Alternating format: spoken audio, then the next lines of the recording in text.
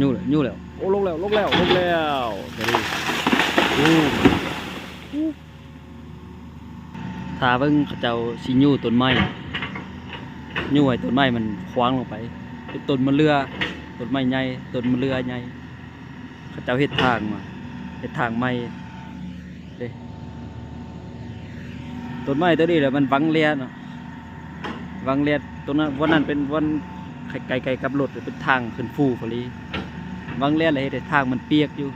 ทางมืดทางมันเปื้อนฝนเขาสิยู่ออก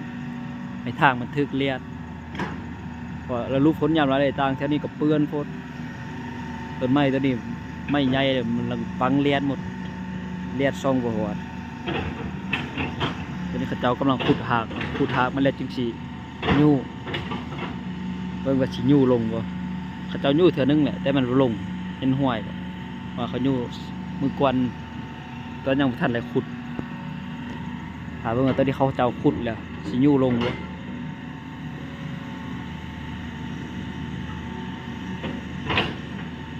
หากมันเลิกอยู่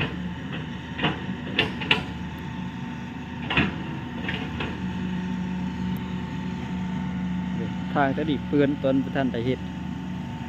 เป็นพวกเป็นปุ่งหมดตัวนี้เขาเห็ดไปเห็ดไปกวนเลนนึงเลยทางนั้นจุเอ็ดอีกชิญูแหละแล้วว่าชิลงบ่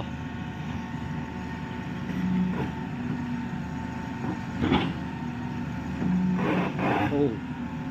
น่าจะบ่ลงที่ไม่มันใหญ่พอด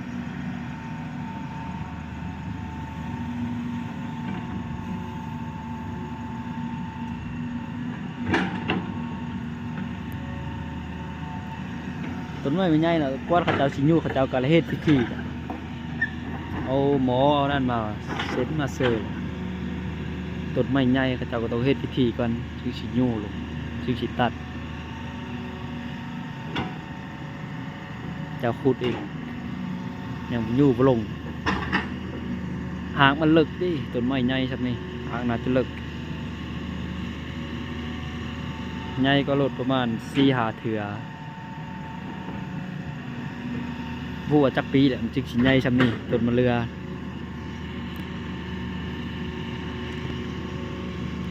อาจจะฮอดห้วยปีละติถึงจนมันใหญ่ซำนี้จะสิยู่แหละผู้ว่าสิลงรวดบ่ไม้มันใหญ่โพดทางมันลึก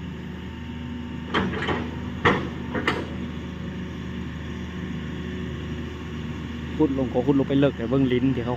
เจ้าขุดขึ้นมาหลายเลยนะแต่ยู่ก็ยังบ่ลงอยู่หางมันน่าจะลงไปลึกดิ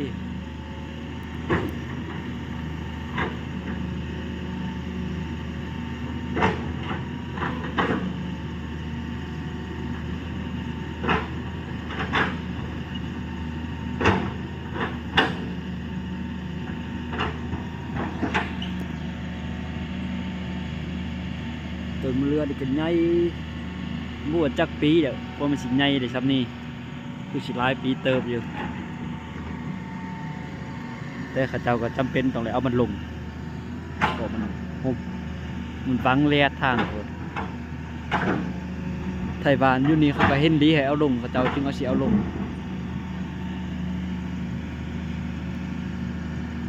ถ้าไทยบ้านเขาไปเห็นดีก็เอาลงบ่ไรแต่ในไทยบ้านเขาเห็นดีแหละเห็นดีให้เอาลง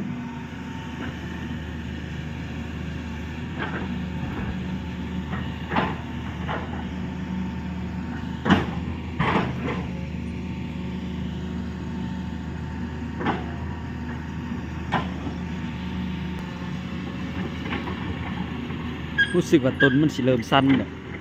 เขาขุดหากมันออกแล้วต้นมันเริ่มสั้นสิยู่แหละยังบ่ลงเถื่อ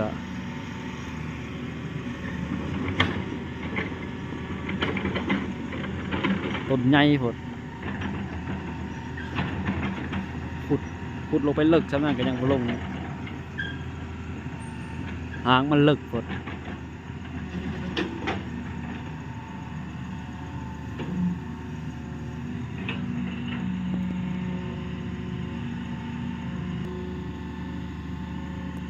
เมื่อต้นมันเริ่มสีสั้นหลายขึ้นแล้วเริ่มสีแกร่งแล้วเขาขุดหางมันออกแล้วขุดออกหลายแล้วหางมันต้นไม้เริ่มสีแกร่งไปแกร่งมากสั้น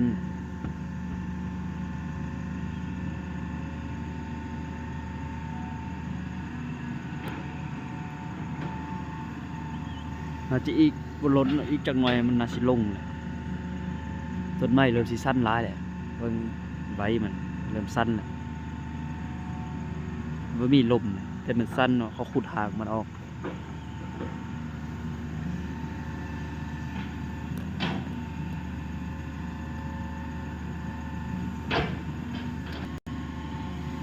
ยู่แล้วโอ้ลงแล้วตัวนี้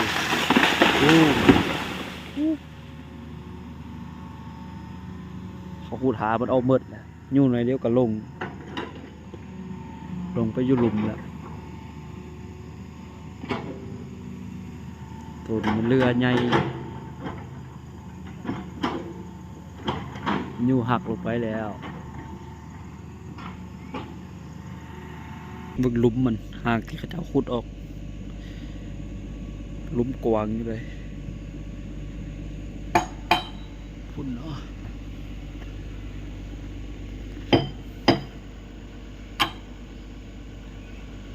ลงพับลงไปแล้วเลิกอยู่เลยเบื้องทางน่าจะประมาณ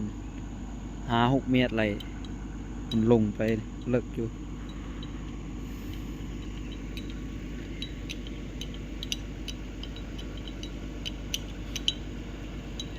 ลมลงไปหมุนอุยปุยมันเรือมันกำลังสิเป็นมากเต็มรถซิ่งรู้ว่าไทยหวานเข้าไปยังมาเต็มรถเลยทางหน้าและทางหลังเขาใส่จากรถคูบูต้านะตัวนี้แห้งไปทางห้ายไร10 ปลาย20 คนที่บอก